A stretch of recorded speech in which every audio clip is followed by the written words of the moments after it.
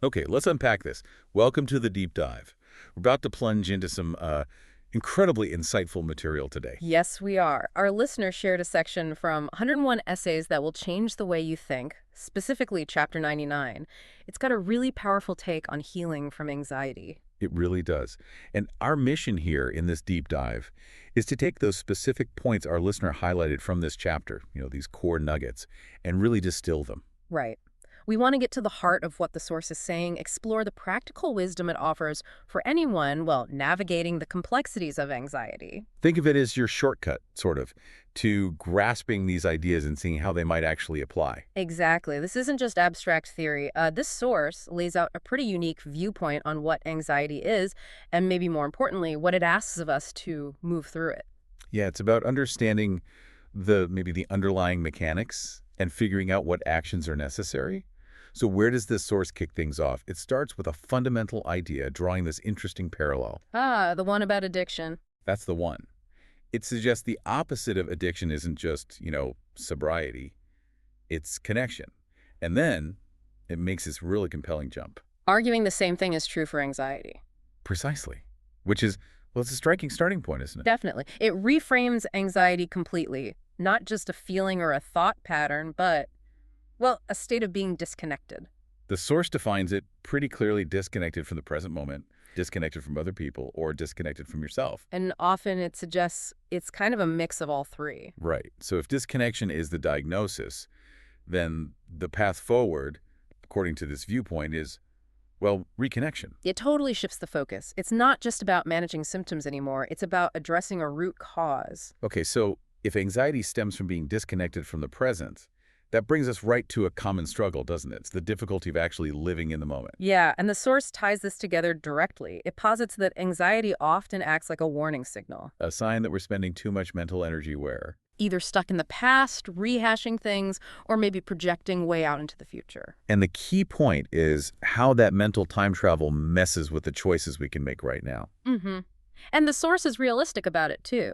Yeah. It acknowledges that being truly present can feel, well, hard. Hard how? Maybe boring if you're used to all that mental chatter. Maybe impossible if your thoughts just won't quit.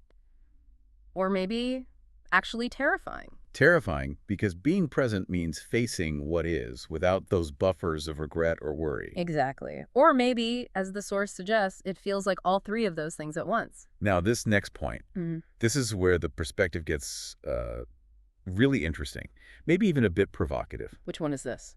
The source makes this bold claim. The problem you're facing isn't necessarily the problem itself. The real problem is how you think about it. Ah, right. That's a pivotal idea here. It suggests that anxious feeling, that internal alarm bell, Yeah. isn't necessarily signaling, disaster. So what is it signaling then? That something in your approach, maybe your perception of the situation, isn't quite right. It's not aligned with what you actually need. It's a strong pushback against that feeling of being doomed to perpetual, inescapable suffering, as the source puts it. Instead, the source kind of works from this assumption that deep down, you do know there's a better way to live. You have this sense of what you want, even if fear makes it hard to admit or act on. So the real hurdle becomes less about changing the external stuff and more about shifting that internal framework, how you interpret and respond. Exactly. That's the core of it. And changing that framework, well, that demands a pretty high level of self-awareness, doesn't it? Especially around wants, fears, feelings. Radical self-awareness, yeah. The source is incredibly direct here. Point #2 says you have to give yourself permission to want what you really want. Even if society might judge it or it feels weird. Even then, the source says there's no way around this. You've got to own your desires. Okay, but what if you're thinking, I don't even know what I want? Well, the source has a suggestion for that too in point #3. Look at your deepest fears. Your fears, how does that help?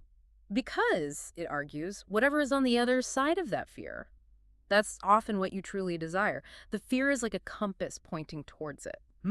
Interesting. Using fear as a guide. What about dealing with difficult feelings, like panic? Point #22 talks about that. It stresses separating the raw physical sensations you feel when you're upset. Like your heart pounding or feeling shaky. Exactly. Separating those from the story or meaning you instantly attach to them. The sources ask yourself, what do I actually feel in my body right now? Just the sensation. Not the interpretation. Right, because it suggests a lot of the panic comes from the meaning we assign, not just the feeling itself. Okay, that makes sense. But Hmm. then point hashtag 23 throws a curveball, right? Hmm. It questions if we should trust all our feelings. It does. It calls the standard advice, trust your feelings, insane. Because, it argues, so many feelings come from irrational thoughts or old wounds, past experiences. They aren't necessarily accurate reflections of the present. So the work isn't just feeling, it's discerning. Yes, learning to figure out which feelings mean something, which ones are useful signals, and which are just, noise from the past. Okay, so navigating those feelings, Mm. that leads into another key area this source focuses on, confronting and expressing pain, Right. Point hashtag 20 talks about learning to express pain when you feel it. but not just lashing out, right? No, definitely not. The source clarifies it's not an excuse for reckless, unchecked behavior. It's about acknowledging the pain, processing it somehow, and communicating it clearly if you need to. And point hashtag 21 takes that deeper, talking about the need to unravel whatever emotional toxicity is built up inside you. It uses that powerful example, doesn't it, about relationships. Yeah, how if you don't process hurts from an old relationship, you might project those fears onto someone new. And end up basically recreating the very situation you were afraid of. It's like a self-fulfilling prophecy driven by unresolved pain. So this unraveling, Yeah. it sounds like bringing old stuff into the light. Seeing it, feeling it, accepting it's there, but not letting it run the show now. And that Oscar Wilde quote fits in here somewhere. We are all in the gutter, but some of us are looking at the stars. Right. It feels like the source acknowledging, yes, life can be incredibly tough, painful even. But your perspective, where you choose to focus your attention, still matters enormously. Yeah. Even in the gutter, you can look up. Okay, so we've covered understanding anxiety as disconnection, the need for self-awareness, processing pain. But how do you actually do it? The source moves into practical tools and actions next. Yeah, and point hashtag 6 is really interesting here. It claims that anxiety that feels irrational is often best tackled with very practical things. Meaning? Those huge nonsensical worries. The source suggests are often just blown up versions, aggrandized projections of real practical concerns you're avoiding. So deal with the practical thing you can deal with, and the bigger irrational fear might shrink. That's the idea. Which connects really well to point hashtag 7, Which is? the principle of start where you are, use what you have, and do what you can. Simple but powerful. Very. Anything else the source says is basically running away. Real change isn't some magic trick. It's evolution. Believing in instant fixes just keeps you stuck. Right. And then point hashtag 5 suggests making structure and productivity your new best friends. That sounds a bit intense.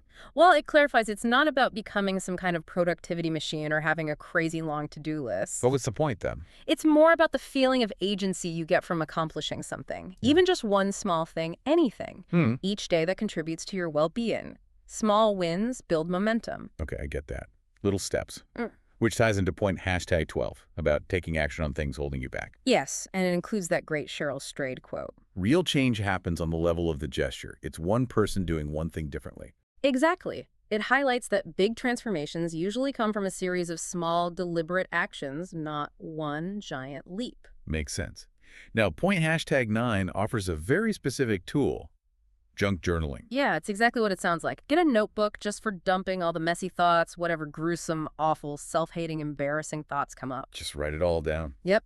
The source claims that getting it out of your head and onto paper will release them. Like, externalizing it reduces its power. Interesting. And maybe the most practical tip is point hashtag 10 for when you're actually in intense anxiety or panic. Absolutely. The source is crystal clear. In that state, your only goal is to comfort yourself, period. No big decisions, no deep analysis. Nope. You can't think clearly then anyway. The mission is just soothe yourself, figure out what works for you personally, and do that just to calm your nervous system down. Then you can think. Okay, so these practical steps help manage the moments and build momentum. But the source also circles back to needing to shift perspective and actively choose connection. Definitely. Point hashtag 8 revisits that core idea of connection. It advises making a conscious effort to connect or reconnect with people you already know. Even just one trusted person counts. Yes. It's framed as crucial for rebuilding healthy emotional attachments. And the source explicitly says it's not weak to need love. That feels important to state. Very. It's presented as a basic human need that anxiety often cuts us off from. And point hashtag 19 broadens this idea to choose love in general. Yeah, meaning actively choosing not to give up on the people who uplift you, the activities you genuinely enjoy, and, importantly, what you want for yourself. It also has that interesting insight about fear. Oh, right. That the fear you feel about doing something is often proportionate to your love for it. So the bigger the dream, the bigger the fear might be. That's the implication. It reframes the fear not just as a stop sign, but maybe as an indicator of how much something actually matters to you. And point hashtag 14 talks about changing how you feel. How does the source suggest doing that? It presents it as a kind of focused intention, like saying to yourself, okay, I want to feel differently about this, so I'm going to consciously focus on a different aspect of it. Not forcing happiness, but redirecting attention. Exactly. Finding a different angle, a different lens to view the situation through. And point hashtag 15 really doubles down on this idea of choice, doesn't it? It's quite strongly worded. It is. The source says if you don't buy into the idea that you can choose happiness or choose how you feel or what you think, You're basically condemning yourself to an extremely hard life. wow. And it goes further. Doing those things, choosing, is the only way to save yourself. It's a really powerful call for taking ownership of your internal state. Heavy stuff. And related to that mindset shift, point hashtag 4 offers that really radical idea. Be grateful for your discomfort. Yeah, that one can be tough to swallow initially. It even calls constantly happy people potentially complacent. So discomfort isn't just bad. From this viewpoint, no. It's seen as a signal that you're on the verge of the precipice of something new and better. But only if you act on it. Right. The potential is only realized through action. Discomfort becomes a catalyst, not just a problem. So beyond the internal work and the practical steps, the source also points to getting perspective from outside yourself. Yes, particularly through reading and also through connecting with your future self. Point hashtag 13 is just read. Simple as that. Pretty much. It suggests if you think you hate reading, you just haven't found your thing yet. And how does reading help with anxiety, according to this? It offers camaraderie.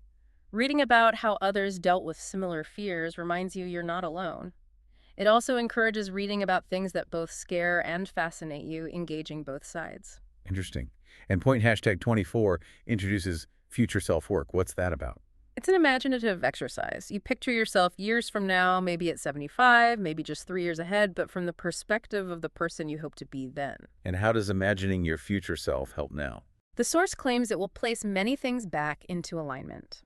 It suggests that connecting with that desired future perspective helps clarify your current priorities and values, guiding your actions today. Okay, so after covering all these ways to heal, act, and shift perspective, the source lands on a point that might feel, well, a bit surprising at first. You mean point hashtag 16, the one that says you'll always have anxiety. Exactly. You will always have anxiety. You will always feel fear. That feels deflating, maybe. Or maybe realistic. The source argues that if you care about your life, if you're paying attention, there is actually a lot to be anxious and afraid of. It's part of being engaged with the world. So the goal isn't to get rid of anxiety entirely. Explicitly not. The source says the real aim is to strengthen the mental muscle that will allow you to choose to be happy in spite of them anxiety and fear, not become paralyzed when they're present. Ah, okay. So it's about resilience. Right. Building the capacity to function and choose happiness alongside the fear, not after eliminating it. Precisely. It's about your response, not getting rid of the feeling itself.